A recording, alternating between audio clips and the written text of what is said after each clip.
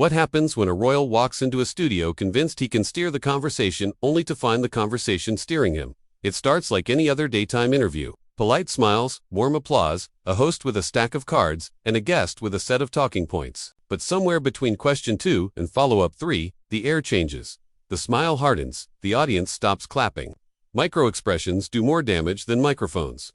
And before anyone can find the commercial break button, the whole thing tilts toward a place you can't PR your way out of.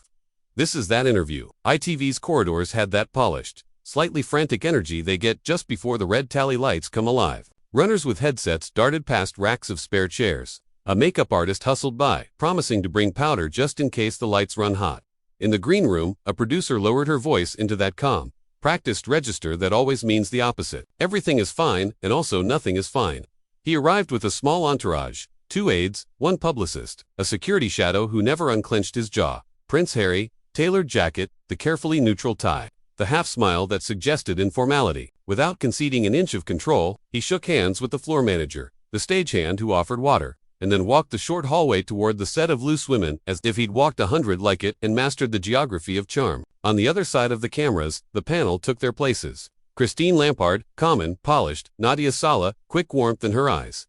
Kay Adams, notebook open, pen ready, and Denise Welch, back straight, chin level, voice resting in that deceptively gentle register she used when she intended to listen first and push later. They glanced across the desk at one another, a tiny choreography of raised brows and unspoken agreement. Stay fair, stay focused, stay present. The theme music lifted, bright and breezy, and the audience applause rolled in like a safe tide. Christine welcomed viewers, Nadia waved. Kay flashed a conspiratorial grin toward camera 3, and then Christine turned to the guest chair today. We're joined by the Duke of Sussex, Prince Harry.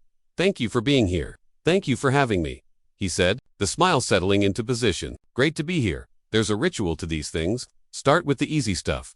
Build a platform of pleasantries. Move toward the discussion you actually came for. Christine nodded him through a warm opening. His recent projects, a charity initiative. He was keen to highlight an anecdote about a military veteran he'd met the previous week. The audience leaned in with the comfort of familiarity. Harry was composed, measured, even funny when he wanted to be. Cameras loved the angles. The crane drifted smoothly.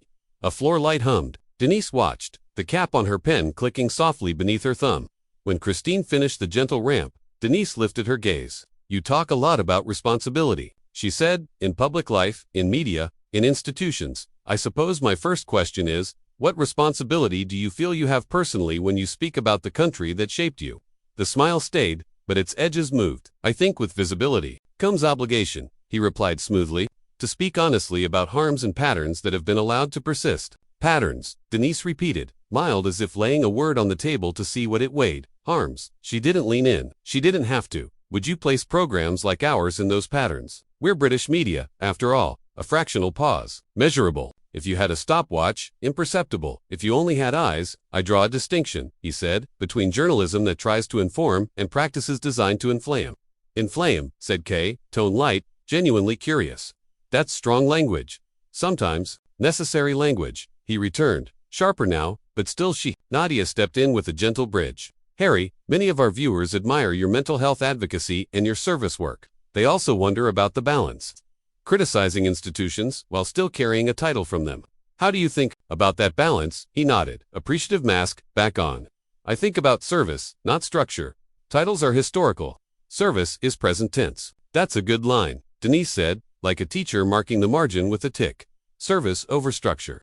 She let the quiet hold for a beat. And yet the platform your words rest on, the microphone so to speak, was built by structure. A small smile, sharpened or by action. He said, I served because I chose to serve. Applause sprinkled from the audience, polite, but genuine. The publicist offstage relaxed a fraction. The security shadow did not. Denise nodded. Let me ask you then. She didn't look down at her cards. She never needed to. About how you decide which questions are fair. You've used phrases like my truth in past interviews. When a presenter asks for specifics, is that legitimate inquiry or an intrusion? The line, he said, is glare. When the conversation stops being about understanding and becomes about spectacle, and who decides when that line is crossed? Denise asked, still even US, the audience at home, who only see the final cut. He tapped the arm of his chair once, a controlled gesture. You can feel it, he said. You can feel when a question is asked to illuminate versus agitate. All right, said Kay, pacing the tempo with a broadcaster's instinct. Let's illuminate. Then, you've given robust critiques of the royal household. Many applauded your candor. Others felt you conflated individual pain with institutional indictment. What do you say to those who ask for specifics, dates, decisions, names, so they can evaluate the claims? He smiled without warmth. I say the specifics exist, and I say I will not feed the beast by turning pain into bullet points for your lower. Third, the audience made that collective ooh sound daytime crowds make when sugar turns to salt. Christine shifted in her chair. Nadia's brow creased for a second, concern flickering. Kay's pen paused over the page. Denise didn't flinch. No beasts at this desk, she said. Just for women with questions and one guest with a platform. He laughed. One note, clean and dismissive. I suspect the distinction is felt more keenly on your side of the table than mine. The temperature rose a notch you could feel through a screen. Christine cleared her throat. Let's bring your family into this only where it serves the conversation constructively, she said carefully. Your wife has spoken about the pressure she faced. Do you regret any of the ways those stories were told? I regret the stories existed, he said. I regret a press machine that monetizes harm. Was every critical story harm? Denise asked, genuine curiosity pressed into a calm line. Or were some of them just that critical? He turned to her fully for the first time. When criticism is couched in dehumanizing frames, yes, it's harm. And when it isn't, Denise asked, then it's still part of a broader pattern. Hesed almost reflexively now, a trained pathway carving through a tense forest. When you're living inside the blast radius, you stop cataloging shrapnel. Nadia offered a soft, humanizing angle. We appreciate you being here, she said. It's not easy to sit at this table and be asked pointed things. Our viewers notice courage. Courage, he echoed. I'd call it courtesy. And he let the word sit, edged. Denise's pen clicked again. Tiny metronome of patience. Harry, just to ground us, she said, tone like cool water. You're not a working royal now. That's your choice, and we respect it, but it changes the equation. You're here as a public figure who chooses publicity on your terms. We're a program that asks questions on ours. That's not hostility. That's a conversation. He nodded once, the kind of nod that says, I heard the words and did not accept the premise. And yet somehow, he said, the conversation always seems to arrive at the headline you wanted before we began. Kay glanced toward the gallery, an old broadcaster's reflex to see if the gallery wanted a pivot. The gallery did not. They wanted clarity. Christine tried to modulate. Let's do something simple, she said. You've spoken about reform. What does success look like? Not a slogan. One concrete change you'd want to see in British media. 1. He let a half-second pass. Stop paying for pictures taken without consent. Stop purchasing what you know was obtained by harassment. C2. Easy. That is concrete, Nadia said, nodding. And fair. Fair, Denise said softly, is such an interesting word. She held his gaze as if it were a shared, fragile object. Is it fair to ask about the interviews where you chose the venue, the timing, the lighting, and the edit? Is it fair to ask whether my truth sometimes functioned as the truth in the court of public opinion? Is it fair to ask if you've ever benefited from clicks, from contracts, from the attention you say is harmful? The publicist offstage inhaled sharply through her nose.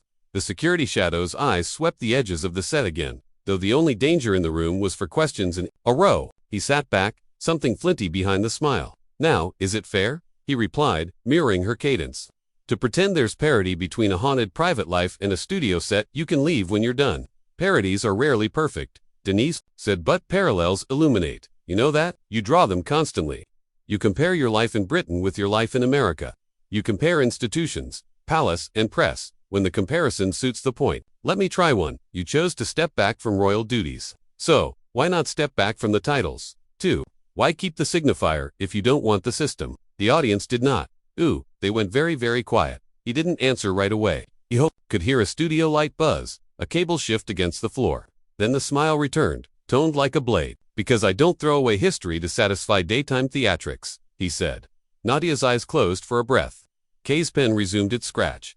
Christine's lips pressed together. The broadcaster's version of a flinch. A corner of Twitter cracked open somewhere, pre-drafting outrage and defenses. Denise's voice stayed level. Plenty of military veterans remove their rank insignia when they leave service, she said quietly. They don't lose their history. They just stop wearing it like a badge that answers every question before it's asked. He didn't blink. Some honors are earned, he said. Some are convenient to sneer at when you've never worn them.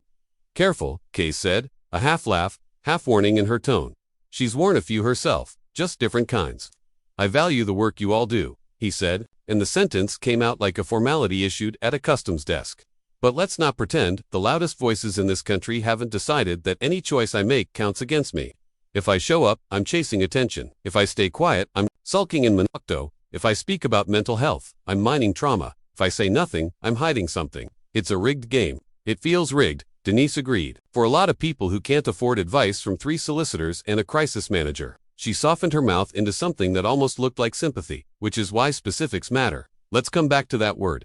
He exhaled. Not quite. A sigh. And let's come back to decency, he replied, if that's still in fashion. There was a tiny ripple of laughter from the audience, uncertain testing the water. The laughter fell away when Denise didn't smile. Decency, she said, begins with answering questions that you raise yourself. Decency, he said, begins with not asking for receipts on someone else's grief. Silence again. The cameras loved it. The producers quietly aride the show's pulse. Let it breathe for a 3 count that felt like 10. Christine tried to land a safer plane. We're going to talk about your new initiative in a moment, she said. It sounds impactful, and we absolutely want to give it space. But first, because our viewers will ask if we don't, when you've criticized the monarchy broadly.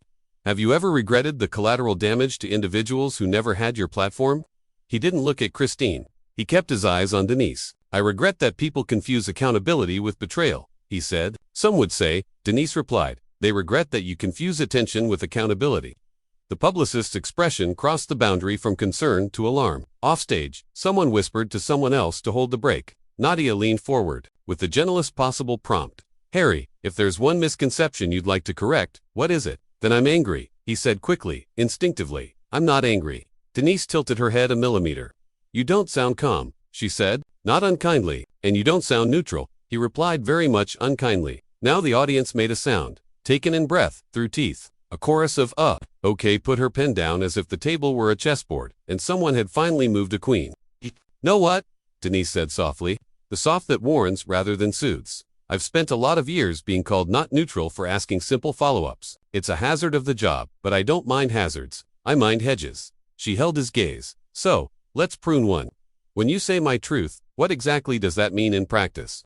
Does it mean you won't answer questions that might complicate the story? You prefer to tell. He opened his mouth, closed it, opened it again. It means my lived experience is not subject to your panel's approval, he said at last, and it means you don't get to decide which parts count and which parts are convenient to ignore. Then help me not ignore, Denise said, give me something I can't miss. That was when the set changed. Not the furniture, not the lights, the balance, the invisible fulcrum that divides conversation. From combat shifted under every chair. At once, he leaned forward, finally, placing both hands on the armrest as if the chair itself were a podium. You want specifics, he said, calm as a held blade. Let's start with the ecosystem that puts this show on a chart next to papers that paid for hacked voicemails and stolen photos and calls it all the same media. You want to talk responsibility? Start there. We have talked about that on this program, Kay said, voice steady, often.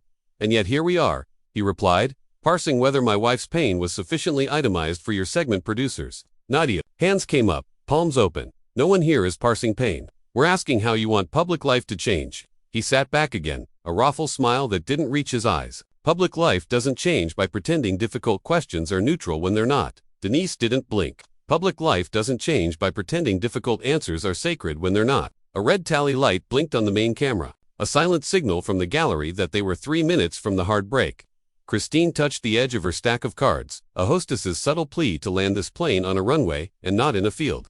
All right, she said with the humane firmness of someone pulling 2 strangers apart in a supermarket queue. We're going to pause, and then, if you're willing, Harry, we'll give your new project the space it deserves because it does deserve it.